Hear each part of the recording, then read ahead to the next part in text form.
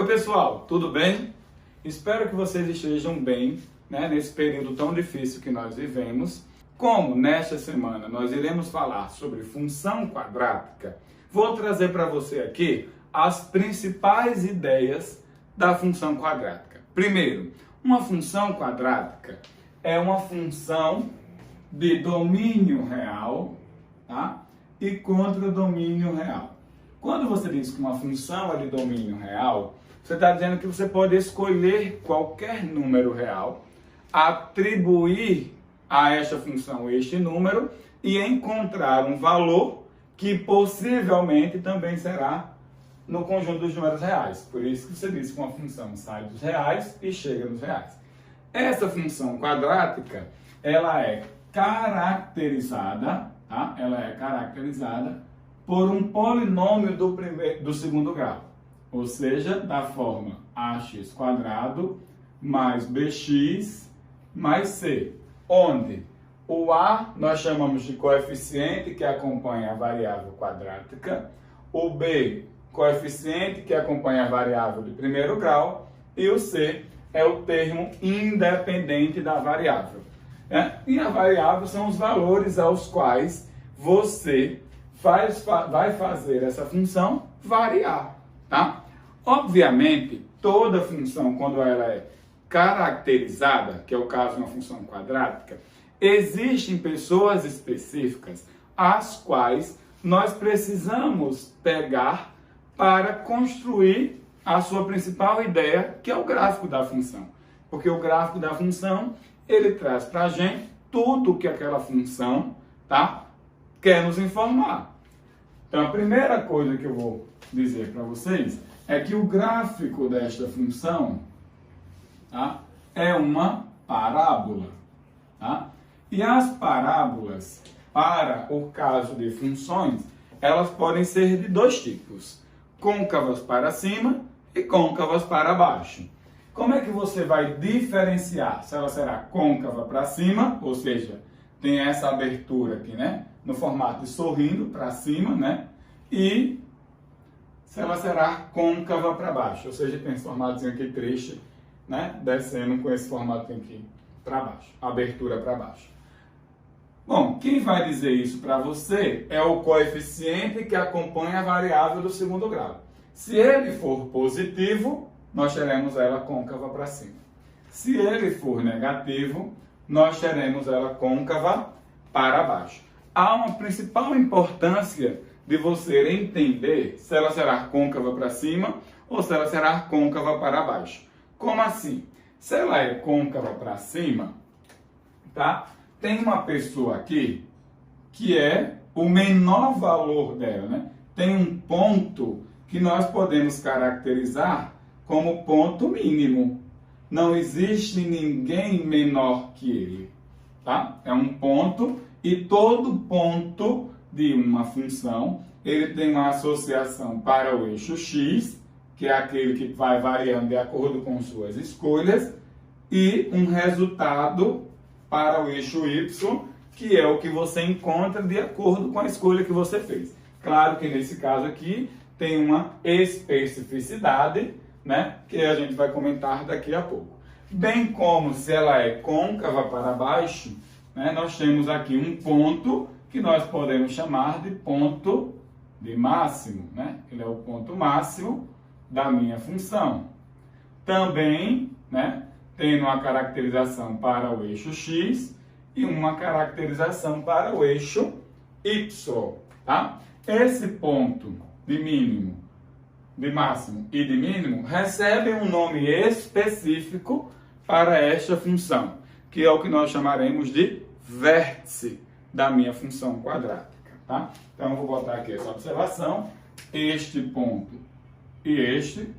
Quem vai dizer qual é que nós estamos falando é a concavidade da função, recebe o nome que nós damos a ele de vértice da minha parábola.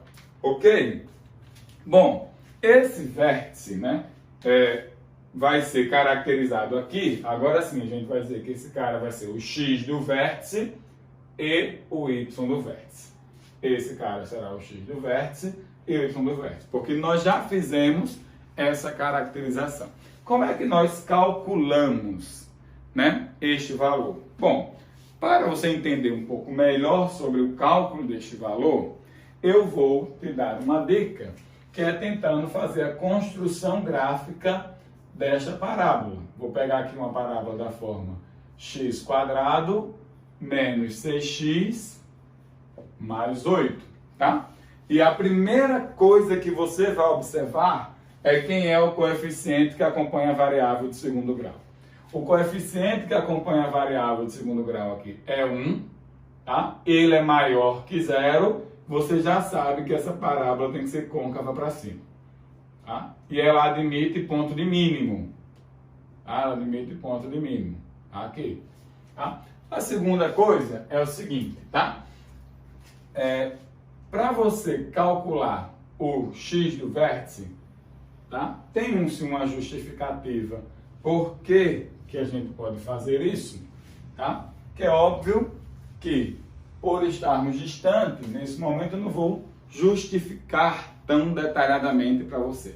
Mas a justificativa é a seguinte: toda função que tem este formato, ela pode ser escrita, tá, com esta característica: a, que multiplica x menos p ao quadrado mais um certo q.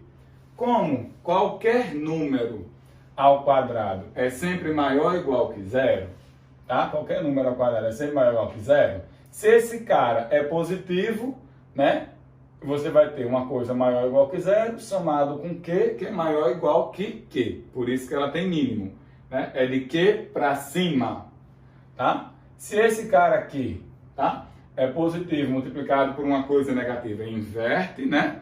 Ou seja, ele vai ficar negativo, somado com Q, ele é menor ou igual do que Q. Por isso que ela tem máximo, tá? Então, quem justifica exatamente isso é o A. Mas quem faz isso existir é esse cara aqui, que vai trazer para a gente o nosso x do vértice. E aí existe uma justificativa, que é você tentando escrever esta função neste formato. Quando você escreve esta função neste formato, você acha menos b sobre 2 vezes a, onde b é o coeficiente que acompanha a variável do primeiro grau e o a é o coeficiente que acompanha a variável do segundo grau, tá? E o q, vai trazer para a gente exatamente o y do vértice, né? O y do vértice, que é o cara ou que é maior ou igual do que q ou menor ou igual do que q, né?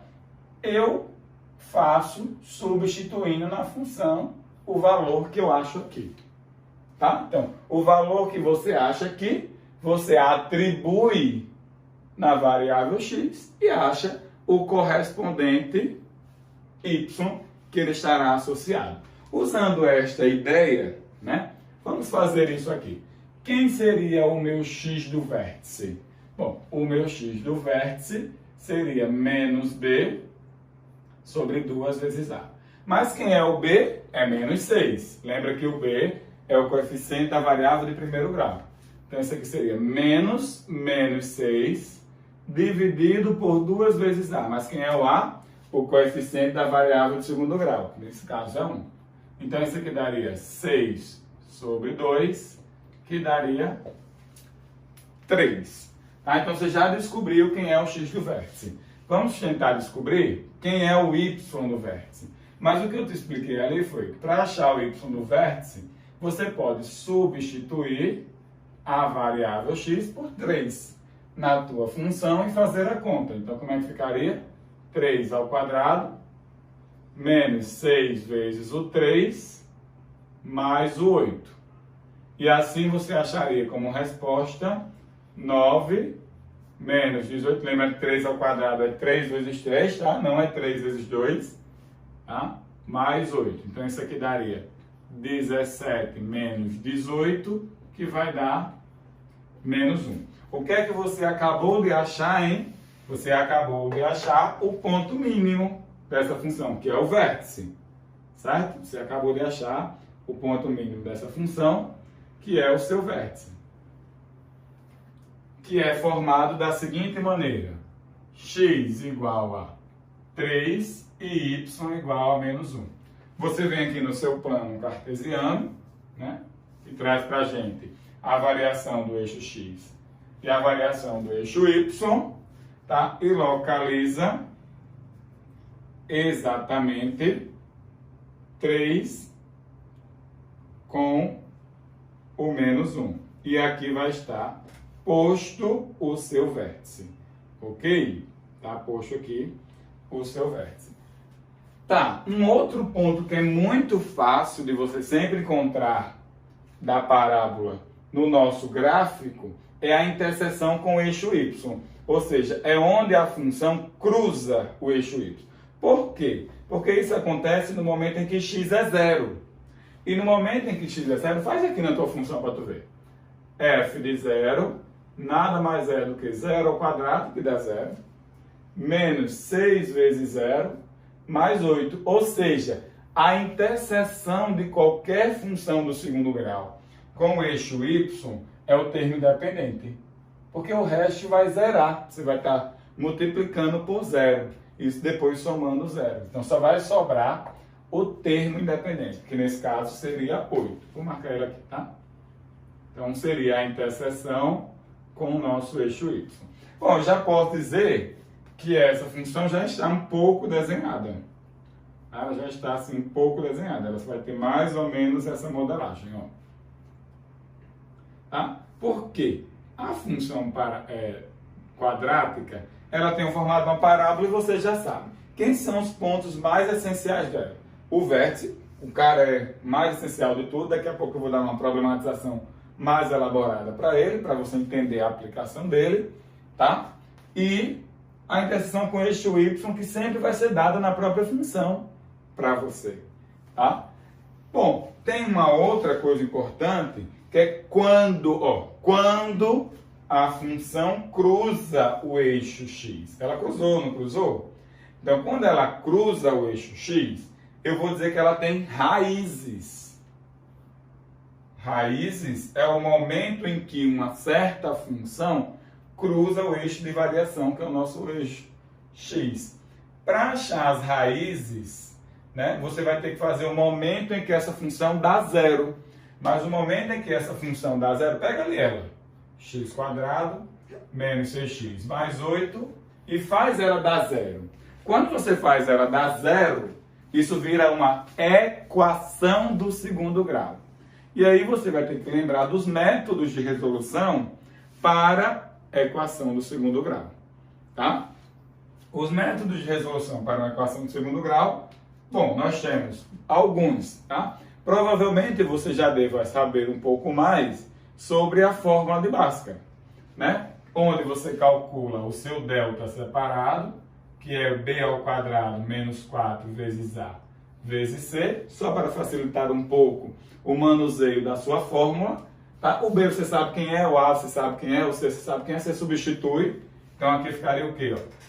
Menos 6 ao quadrado, menos 4 vezes a, que é 1, vezes c, que é 8. Então o seu delta seria 36, né? Porque é menos 6 ao quadrado, base negativa com expoente par, resultado positivo. 6 ao quadrado, 6 vezes 6, que é 36, menos 32. Ou seja, esse delta aqui daria exatamente 4, certo? Eu acharia o delta igual a 4. Depois que eu acho o delta, eu vou achar quem são esses caras, que é esse e esse. E aí eu faço isso, ó. Menos b, mais ou menos a raiz do delta, dividido por 2 vezes o valor do a.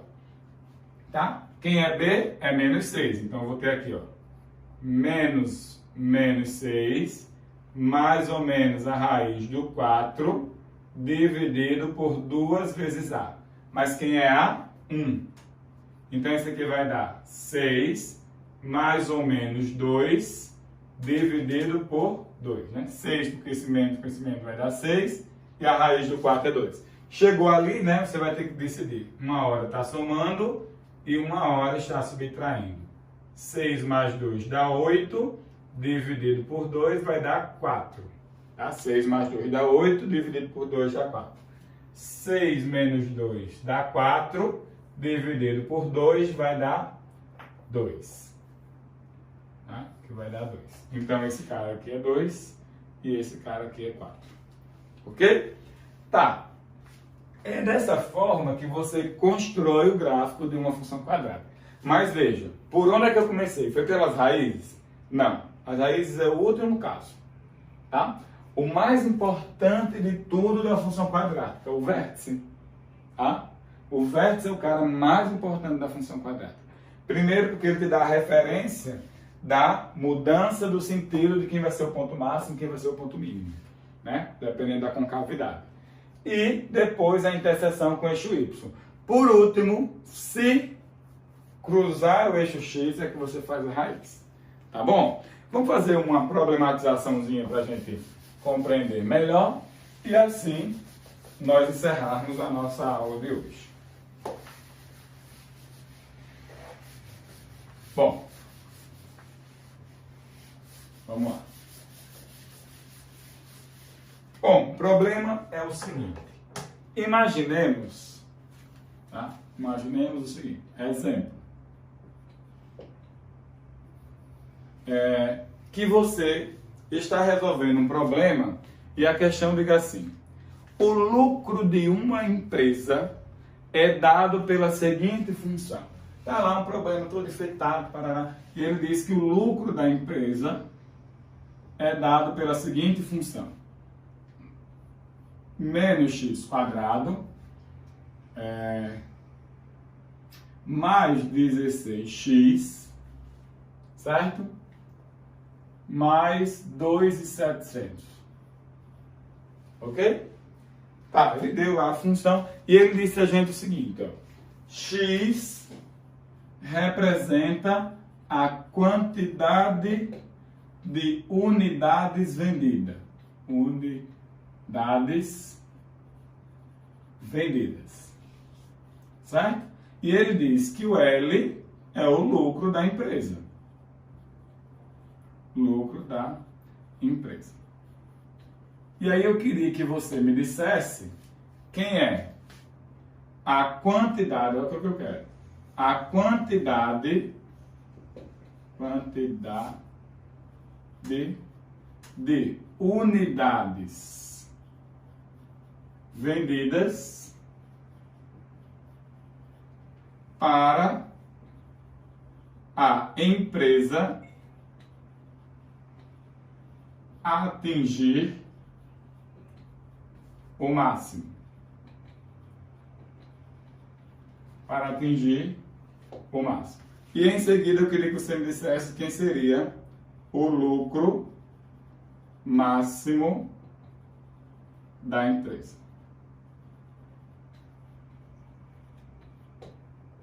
Tá? Ok. Percebamos o seguinte. Quem é X? É a quantidade de unidades vendidas. Quem é L? É o lucro da empresa. Essa função ela é uma parábola, nós já sabemos disso. Uma parábola côncava para baixo. Né? Olha ali o coeficiente da variável do segundo grau. Quanto é que ele vale? Menos 1, negativo. Então ele tem o quê? Ponto de máximo. Jamais eu poderia aqui falar de coisa que minimiza, a não ser que eu desse um intervalo de variação. Tá? Mas eu não poderia falar de coisas que minimizam. Ela não tem mínimo, ela tem máximo. Bom, quando você diz assim, a quantidade de unidades vendidas para a empresa atingir o máximo, quem trabalha com a quantidade?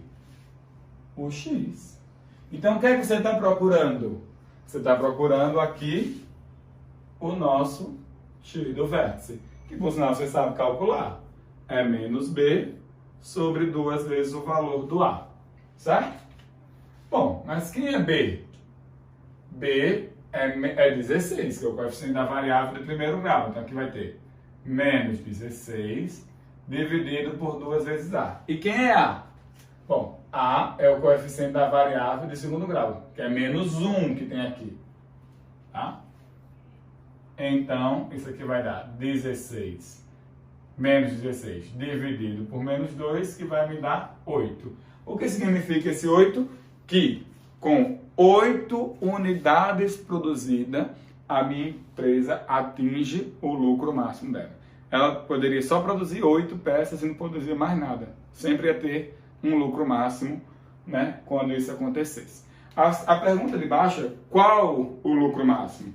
Mas quem traz o lucro é a função quando ela assume aquele valor.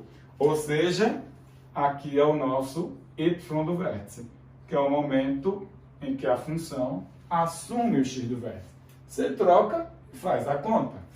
Então você teria aqui, ó, menos 8 ao quadrado. Cuidado que esse menos está fora, tá? Do 8, está fora da base. 16 vezes 8 mais 2.700. Daí para frente é uma continha simples de multiplicação e de soma, tá? Esse menos não está na potência, então deixei ele quieto. 8 ao quadrado é 64, não é 16, tá? É 8 vezes 8, tá? Mais 16 vezes 8, 108, mais 2.700. Tá? Então, isso aqui daria para você 108 menos 64 dá 44, mais 2.700 daria 2.744. Então, esse é o lucro máximo da empresa quando ela assume 8 unidades. Tá? Então, a coisa mais importante da função quadrática para você nesse momento é você compreender a importância do x do vértice, o que é que ele traz para você e como constrói o gráfico. E eu te dei essas dicas na aula de hoje e eu espero nos encontrarmos em breve no próximo vídeo, ok? Até mais!